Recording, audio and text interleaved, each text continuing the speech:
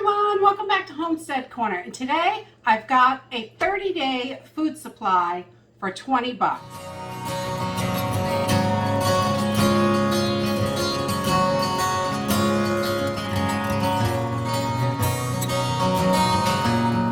A lot of people feel like it is so expensive to prep and to put supplies away and emergency food and things like that.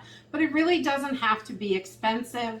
And I mean, we're talking about emergency food. So only in emergency are you gonna break into these foods, most likely. If you're running a big pantry, you're able to rotate your foods and things like that. But if you are looking for something you can set in the closet and not touch it until an emergency happens, I have got stuff here that you can get for $20 and feed yourself for 30 days. So these are, not the most exciting foods, but it will sustain you. And I have got today, I took $20 and figured out what can I get for only 20 bucks if that's all I have to give me a 30-day food supply.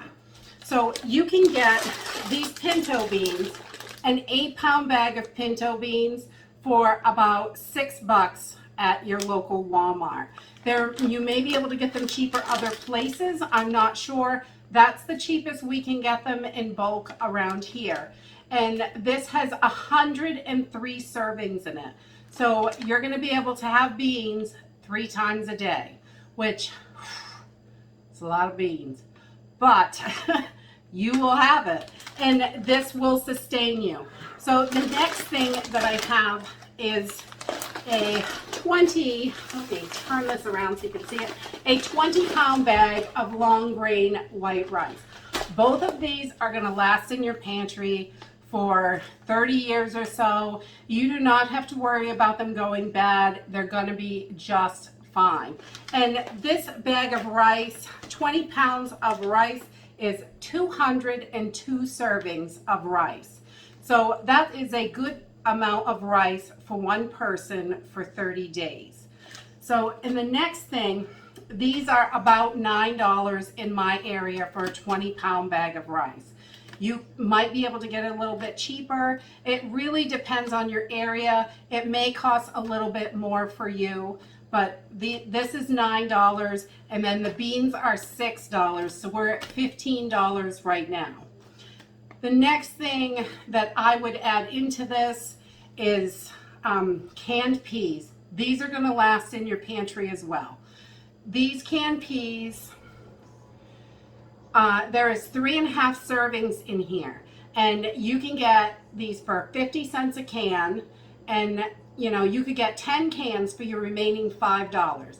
I have found out of all the canned vegetables that I've looked at, corn only has 1 gram of protein in it, but peas have 3 grams of protein per serving. So that is a little bit extra protein for you. And 10 cans is going to give you 35 servings for the month. So that's like half a cup each day to go with your rice and beans. Do I recommend to eat this all the time? No, I think you need a lot more than this. But in an emergency, this will sustain you. It will keep you going, and you can, you will be so sick of rice and beans by the end of 30 days, I'll tell you that. I'd be outside in the woods grabbing pine needles, because pine needles, I have drank pine needle tea for a sore throat. They're really high in vitamin C, and they kind of taste like rosemary. They're that conifer tree, so they have a little bit of that rosemary flavoring, and you might want to dress it up with something like that. And I'm sure most people can find some kind of pine or spruce or hemlock. All of them are high in vitamin C and are edible. So, and whatever you could find out there to help spice this up, or if you had a few spices in your house, that would be excellent to mix it up. But if you didn't, this will sustain you. I did a little bit of the math, and for the beans, you would get 3.4 servings a day, which is 340 calories and 27.4 grams of protein. That's pretty good just out of the beans. And then on the rice, you would get 6.7 servings per day. That's quite a lot of rice. I think a quarter cup uncooked, so that's quite a bit of rice once you cook it up. And then that's going to be 1,077 calories from the rice. That's pretty good, with 20.1 grams of protein from your rice. So you do, even your vegetables, you get a little bit of protein out of there. And the peas, you get one serving, which is only half a cup. So one can would go you about 3 days. And then you get about 50 calories out of it and 3 grams of protein for each serving. So that is 1,467 calories per day. That's pretty low, but it will sustain you. It will keep you alive and get you through at least 30 days. It'll get you there. And you know, it's 50.5 grams of protein per day, which is pretty good for protein. You know, in an emergency situation, you've got no meat here, that's quite a bit of protein. So you could definitely mix this up.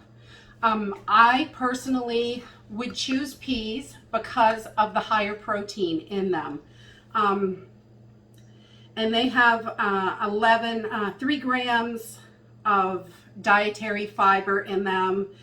And you can get the low salt ones if you can't have salt. These are the regular, and they do have 15 milligrams of sodium, which isn't that bad anyway. But this, you could mix this up with corn or green beans, whatever vegetables you could find for 50 cents a can, and still have the 10 cans and 35 servings of a vegetable. So, you know, I think having that little extra vegetable in there is definitely going to help.